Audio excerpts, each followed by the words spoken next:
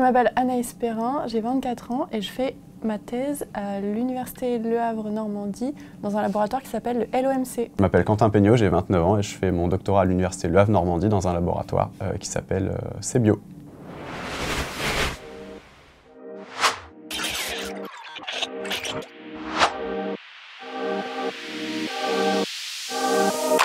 Moi, je fais mon doctorat dans le domaine de l'écotoxicologie. Donc en fait, l'écotoxicologie, c'est peut-être un mot compliqué, mais c'est une science plutôt récente qui a pour objectif d'étudier les contaminants dans l'environnement et leurs effets sur le vivant. Et l'objectif de mon doctorat, en fait, c'est de développer une méthode qui permet d'évaluer la toxicité de substances chimiques dans les estuaires. Et pour ça, j'utilise un tout petit crustacé d'environ 1 mm. Je suis en acoustique. L'acoustique, c'est quoi? C'est de la physique, l'étude des ondes mécaniques. Et moi, je suis spécialisée en acoustique sous-marine. Du coup, je vais étudier le comportement acoustique, comment l'objet va vibrer d'un tube cylindrique dans de l'eau. J'envoie une onde dessus et je regarde comment il va réagir. Et la spécificité de ma thèse, ça fait de voir l'impact de la surface sur ce comportement acoustique et aussi le fond.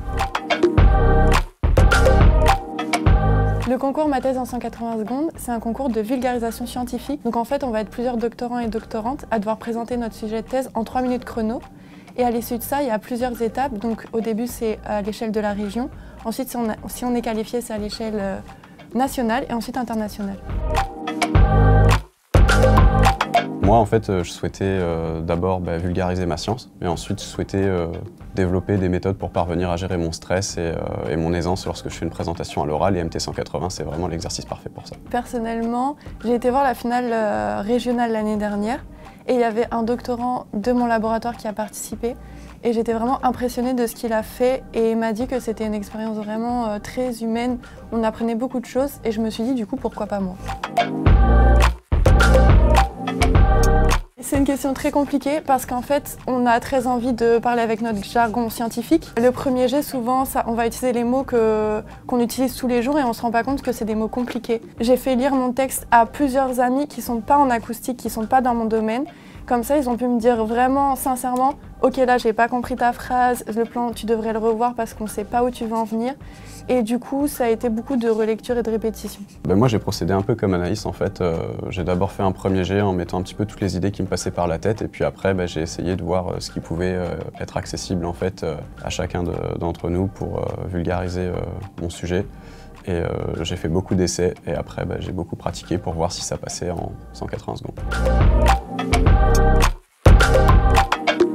Pour me préparer à ce concours, j'ai beaucoup pratiqué en fait, tout seul, chez moi, dans un premier temps, pour essayer d'améliorer mon aisance avec mon propre texte, parce qu'en fait, il faut quand même relativement bien le connaître, mais également un petit peu la façon dont je me comporte. Si j'ai des déplacements à faire sur scène, je les reproduis chez moi. Et puis après, j'ai pratiqué aussi avec des personnes de mon laboratoire pour voir en fait si ce que je disais convenait, s'il y avait des sources d'amélioration à effectuer. En fait, il nous passe le chrono qui va être mis durant les sélections et comme ça, on peut vraiment se timer.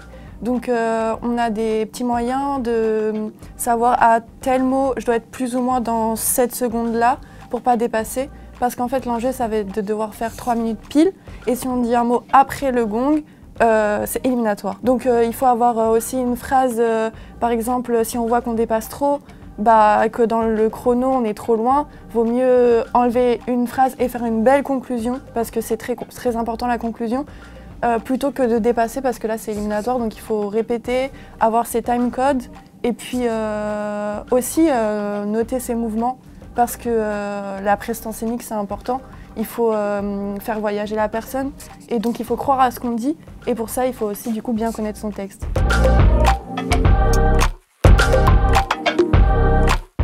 Les conseils que je donnerais si un doctorant ou une doctorante veut participer, déjà il faut être en thèse et je dirais juste lance-toi. Réfléchis pas, t'es la meilleure ou le meilleur, tu peux y arriver. Si d'autres l'ont fait, tu peux le faire. Tu vaux pas moins bien qu'une personne et c'est aussi hyper important.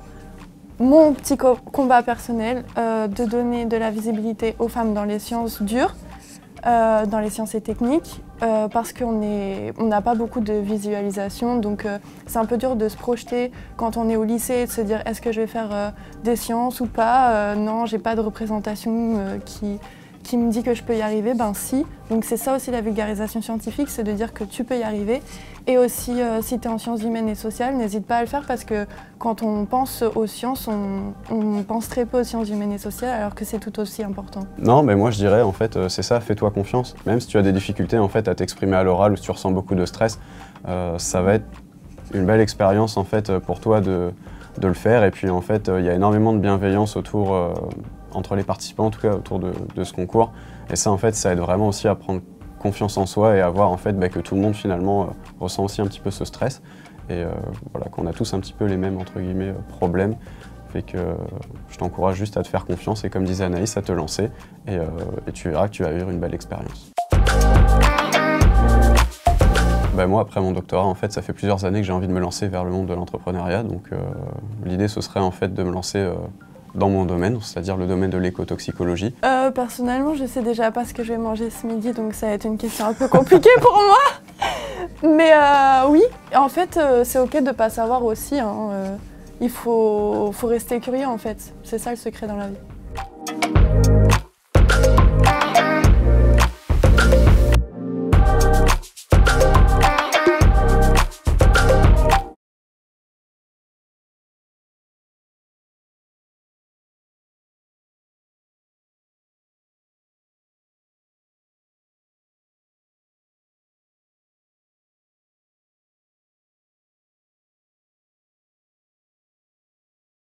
Et sinon après, je suis tout à fait ouvert aussi à rejoindre des entreprises qui ont pour but, je dirais, d'évaluer le risque écotoxique de substances chimiques ou même occuper un poste d'enseignant-chercheur.